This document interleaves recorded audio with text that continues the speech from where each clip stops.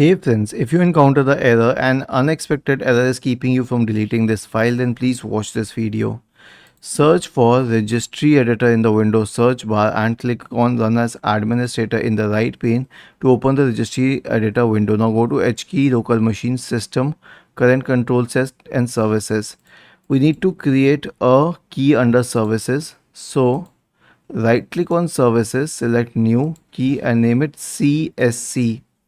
Then we will create another key under CSC. So right click on CSC, new key and name it parameters. In the right pane, we will create a dword 32-bit entry named format database.